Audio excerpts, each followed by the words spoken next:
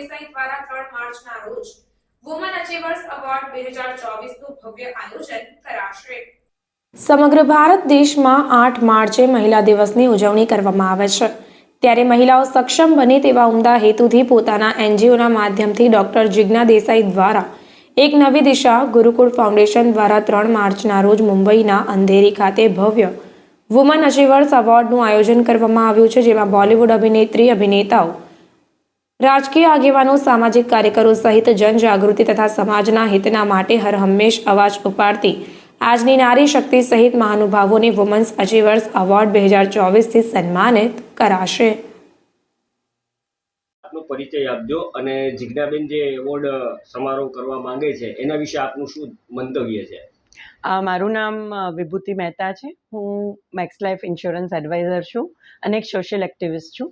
જિજ્ઞાબેન સાથે હું આજે ઘણા વર્ષોથી અમારી બેની ફ્રેન્ડશિપ છે, પણ જ્યારથી અમે લોકોએ આ એનજીઓ ગુરુકુલ એક નઈ દિશા ફાઉન્ડેશન સ્ટાર્ટ કર્યું છે ત્યારથી અમે લોકો સાથે છીએ અને અમે લોકોએ આવા 2-3 અવોર્ડ ફંક્શન્સ કરી ચૂક્યા છે જે ખૂબ જ સક્સેસ રહ્યા છે। ખાસ કરીને જિજ્ઞાબેન જે છે નારી વિશે બહુ સારો એવો સન્માન એવોર્ડ સમારોહ લઈને આવી રહ્યા છે, તો એના વિશે આપ નારી વિશે શું કહેવા માંગો છો? નારી વિશે તો એવું કહેવા માંગુ છું કે અમારા મુંબઈમાં અને શહેરોમાં તો એવી ઘણી જ નારી છે જે અલગ અલગ આવી રીતે અવોર્ડ્સ ને અચીવમેન્ટ્સમાં અવોર્ડ્સ લેતી હોય છે, અમારી સાથે જોડાયેલી છે। પણ હું સ્પેશિયલી નાના ગામડાઓમાંથી એ સ્ત્રીઓને ઇન્વાઇટ કરું છું કે તમે આગળ આવો અને તમે શું તમારા ક્ષેત્રમાં તમે ક્યાં સફળ છો એ અમને આવીને જણાવો, એટલે લોકો સુધી તમારી વાત પહોંચે। અત્યાર સુધીની અંદર જિજ્ઞાબેને કેટલા એવોર્ડ શો કર્યા છે અને કયા કયા લોકોને એવોર્ડથી સન્માનિત કરી અને કેવી સ્ત્રીઓને એમને પગભર કરી છે?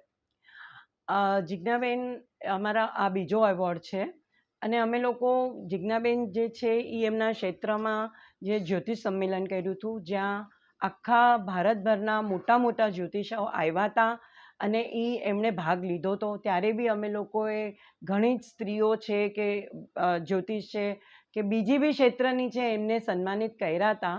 અને એ જ હું કહેવા માગું છું કે જિજ્ઞાબેનનું જે એક ઓલું છે કે મકસદ છે કે હું આખા ભારતની જે નાના ગામડાઓમાં રહે છે અને જે પોતાના વ્યવસાયમાં એકદમ જ સારું કાર્ય કરી રહ્યા છે એમને હું પ્રોત્સાહિત કરું, એટલે એ હજી બી આગળ વધે અને બીજી સ્ત્રીઓ બી એમનાથી પ્રોત્સાહન લઈને આગળ વધે।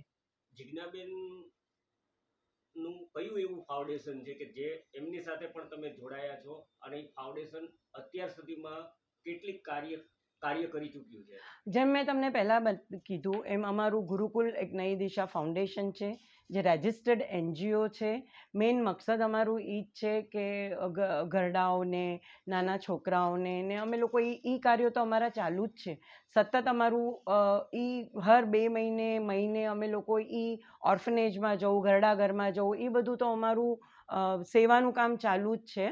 પણ અમે લોકો ખાસ આ વુમન્સ અચીવર્સ એવોર્ડ માર્ચ મહિનામાં એટલી કરીએ છીએ કારણ કે 8 માર્ચ આપણું વુમન્સ ડે સેલિબ્રેટ કરવામાં આવે છે।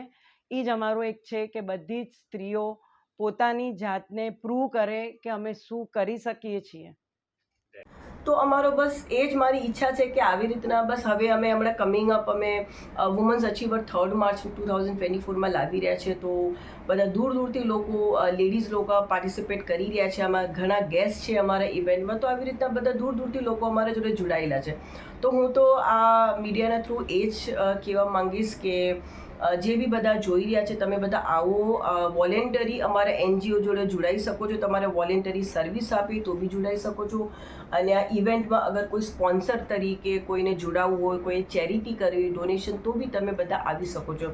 અને મારે બિફોર એન્ડિંગ માય ધીસ મારે બધાને થેન્ક યુ કહેવું છે। અમારા જે આ મીડિયાના ભાઈઓ જે બધા આજે મારું ઇન્ટરવ્યૂ લઈ રહ્યા છે, દિનેશભાઈ છે ને એમની જે આખી ટીમ છે, એ બધાને મારે થેન્ક યુ કહેવું છે કે તમે આટલો ટાઈમ કાઢ્યો અને અમને સપોર્ટ કરી રહ્યા છો, અમારા એનજીઓને સપોર્ટ કરી રહ્યા છો।